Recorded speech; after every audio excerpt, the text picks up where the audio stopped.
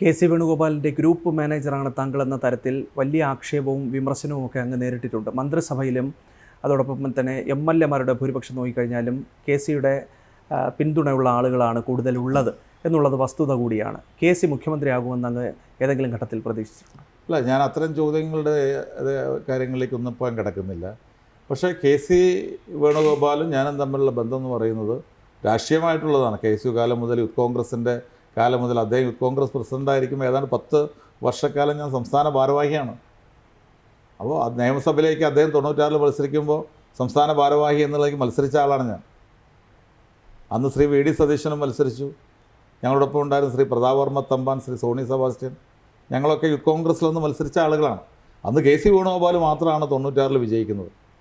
ഞാനും ബഹുമാന്യനായ ശ്രീ വി.ഡി. സതീശൻ ഉൾപ്പെടെയുള്ള ആളുകൾ 96 പരാജയപ്പെടുകയാണ്. പിന്നെ 2001 ഞങ്ങൾ വിജയിക്കുന്നത്. അപ്പോൾ അത്രയും വർഷത്തെ ഒരു ബന്ധം ഞങ്ങൾ തമ്മിലുണ്ട്. അദ്ദേഹം അന്ന് പാർട്ടിയുടെ കെ.എസ്.യുവിൻ്റെ പ്രസിഡൻ്റായിരുന്നു. ഞങ്ങൾ യൂത്ത് കോൺഗ്രസ്സിലുള്ളവർ ഞങ്ങളുടെ പ്രസിഡൻ്റായിരുന്നു. അപ്പോൾ പാർട്ടി കെട്ടിപ്പടുക്കുന്നതിലൊക്കെ വലിയ പങ്ക് വഹിച്ച ഒരാളാണ്. കേരളത്തിലെ കെ.എസ്. യൂത്ത് കോൺഗ്രസ് കെട്ടിപ്പടുക്കുന്നതിൽ വലിയ പങ്ക് വഹിച്ച ആളാണ് ശ്രീ കെ.സി. വേണുഗോപാൽ. അപ്പോൾ ആ ഒരു ബന്ധമാണ് അദ്ദേഹത്തോടെ ഉള്ളത്. അപ്പോൾ അതുകൊണ്ട് തന്നെ പിന്നെ രാഷ്ട്രീയമായ കാര്യങ്ങളിൽ ഞങ്ങളെ സംബന്ധിച്ചിടത്തോളം ഏത് കാര്യങ്ങളിലും കെ.സി. വേണുഗോപാൽ തന്നെ പറഞ്ഞിട്ടുണ്ട്. ഞങ്ങളെല്ലാവരും പറയുന്ന കാര്യമാണ്, ഫൈനൽ വേർഡ് പാർട്ടിയിൽ ഹൈക്കമാൻഡിൻ്റെതാണ്. ഹൈക്കമാൻഡ് എന്ത് തീരുമാനിക്കുന്നു അതിനെ സ്വാഗതം ചെയ്യും. എല്ലാവരും സ്വാഗതം ചെയ്യും. മുഖ്യമന്ത്രി മുമ്പ് ഇതുമായി ബന്ധപ്പെട്ട കാര്യങ്ങൾ അദ്ദേഹം പറഞ്ഞതല്ലേ, ഹൈക്കമാൻഡ് എടുക്കുന്ന ഏത് തീരുമാനവും അംഗീകരിക്കും. എല്ലാവരും പറഞ്ഞത് ഹൈക്കമാൻഡ് തീരുമാനമെടുത്തു, ഞങ്ങൾ അംഗീകരിച്ച് മുന്നോട്ട് പോകുന്നു. പക്ഷേ അവിടെയും ഉണ്ടായ ഈ വിമർശനത്തെ നമുക്ക് പൂർണ്ണമായും തള്ളിക്കളയാൻ കഴിയുമോ? ഏത് വിമർശനം പറഞ്ഞു? ഈ ഗ്രൂപ്പ് മാനേജറാണ് അങ്ങ് അങ്ങനെ പ്രവർത്തിക്കുന്നത്. ഞാൻ കെ.എസ്.യുയിലൂടെ കടന്നു വന്ന ഒരാളാണ്. യൂത്ത് കോൺഗ്രസിൻ്റെ ജില്ലാ ഭാരവാഹി, യൂത്ത് കോൺഗ്രസിൻ്റെ സംസ്ഥാന ഭാരവാഹിയായി 91 ജില്ലാ കൗൺസിൽ മത്സരിച്ച് 96 ഞാൻ നിയമസഭയിലേക്ക് മത്സരിച്ച് താഴെ തട്ടിൽ നിന്ന് പാർട്ടിയുടെ ഭാഗമായി കടന്നു വന്നിട്ടുള്ള ഒരാളാണ്. എൻ്റെ മലപ്പുറം ജില്ലയിൽ ഏറ്റവും താഴെ തട്ടിലുള്ള പ്രവർത്തനം നടത്തി കടന്നു വന്നിട്ടുള്ള ഒരാളാണ് ഞാൻ. പിന്നീട് ഞാൻ 2001 മത്സരിച്ചു. ആ 5 തവണ കഴിഞ്ഞ് 6ാമത്തെ തവണ ഇപ്പോൾ മത്സരിച്ച് വിജയിച്ചു. 2 തവണ മന്ത്രിയായിട്ടുള്ള ആളാണ്. വീണ്ടും ഒരിക്കൽ കൂടി അംഗീകാരം എനിക്ക് പാർട്ടി തന്നതാണ്. അപ്പോൾ സ്വാഭാവികമായും ഞാനും കെ.സി. വേണുഗോപാലും തമ്മിലുള്ള അടുപ്പത്തെ നിങ്ങൾ മാധ്യമങ്ങൾ എങ്ങനെ വീക്ഷിച്ചാലും നിങ്ങൾ എങ്ങനെ പറഞ്ഞു കഴിഞ്ഞാലും ഞങ്ങളൊക്കെ പാർട്ടിയുടെ സാധാരണ തലങ്ങളിൽ നിന്ന് കടന്നു വന്നിട്ടുള്ള ആളുകളാണ്.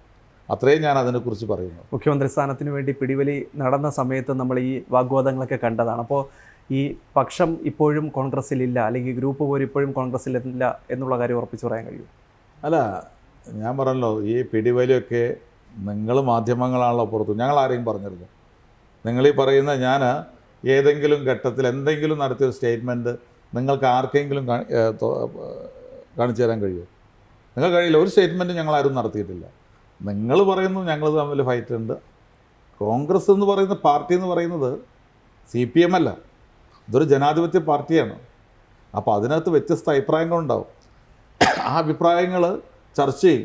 ആ അഭിപ്രായങ്ങളിൽ നിന്നൊന്ന് രൂപപ്പെട്ടു വരും. ആ രൂപപ്പെട്ടു വരുന്നതിനെ ഞങ്ങൾ അംഗീകരിക്കും, ആരായാലും അംഗീകരിക്കും. അതല്ലാതെ ഒരഭിപ്രായം വേണ്ട എന്നാണ് പറയുന്നത്. പാർട്ടിക്കകത്ത് ചർച്ച വേണ്ട. ഇടതുപക്ഷം പോലെ എന്തുണ്ടായാലും അത് മുഖ്യമന്ത്രിയാണെങ്കിൽ ശ്രീ പിണറായി വിജയൻ, പ്രതിപക്ഷ നേതാവാണ് ശ്രീ പിണറായി വിജയൻ, അഭിപ്രായത്തിന് അവസാന വാക്ക് പറയേണ്ട ആൾ ശ്രീ പിണറായി വിജയൻ. അതല്ല കോൺഗ്രസ്. കോൺഗ്രസ് എന്ന് പറയുന്നത്, അതിൻ്റെ സൗന്ദര്യം എന്ന് പറയുന്നത് അതിനകത്തുള്ള ജനാധിപത്യമാണ്. വ്യത്യസ്ത അഭിപ്രായങ്ങളുണ്ടാവും, അഭിപ്രായങ്ങൾ പറയും. ആ അഭിപ്രായങ്ങൾ പറയുമ്പോഴാണ് ജനാധിപത്യം നിലനിൽക്കുന്നത്. അല്ലെങ്കിൽ ഏകാധിപത്യം രൂപപ്പെട്ടു വരും. അപ്പോൾ അതുകൊണ്ട് അത്തരം ജനാധിപത്യ പ്രക്രിയകൾ നടക്കും. പക്ഷേ പാർട്ടി ഫൈനൽ ഡിസിഷൻ പറഞ്ഞാൽ എല്ലാവരും ആ ഡിസിഷനോടൊപ്പമാണ്. മറിച്ചുള്ളതൊക്കെ നിങ്ങൾ മാധ്യമങ്ങളുടെ വ്യാഖ്യാനങ്ങളാണ്. നിങ്ങൾ ഓരോ ഘട്ടത്തിലും ഇത് പറഞ്ഞല്ലോ. തെരഞ്ഞെടുപ്പ് സ്ഥാനാർത്ഥി നിർണ്ണയം വന്നു, കോൺഗ്രസിനകത്ത് പൊട്ടിത്തെറി ഉണ്ടാകുമെന്ന് പറഞ്ഞു. വല്ല പ്രശ്നം ഉണ്ടായോ? മന്ത്രിസഭ മുഖ്യമന്ത്രിയുടെ കാര്യത്തിൽ നിങ്ങൾ എന്തെല്ലാം പറഞ്ഞു? ഡൽഹി ഒരു തീരുമാനം പറഞ്ഞു, അവിടെ വെച്ച് നിന്നു. മന്ത്രിമാരുടെ കാര്യത്തിൽ നീണ്ടു പോകുന്നു എന്ന് പറഞ്ഞു. ആവശ്യമില്ലാതെ മാധ്യമങ്ങളത് പറഞ്ഞത്. കേരളത്തിൽ 10-15 ദിവസം നീണ്ട ചരിത്രമുണ്ട്. പക്ഷേ 10 ദിവസത്തിനുള്ളിൽ മന്ത്രിമാർ തീരുമാനിക്കുക മാത്രമല്ല, എല്ലാ മന്ത്രിമാരും മുഖ്യമന്ത്രി ഒരുമിച്ച് സത്യപ്രതിജ്ഞ ചെയ്തു. ഏറ്റവും പുതിയ വാർത്തകളും വിശേഷങ്ങളും വിരൽ തുമ്പിലറിയാൻ സീ മലയാളം ന്യൂസ് എല്ലാ ഡിജിറ്റൽ പ്ലാറ്റ്ഫോമുകളിലും ലഭ്യം.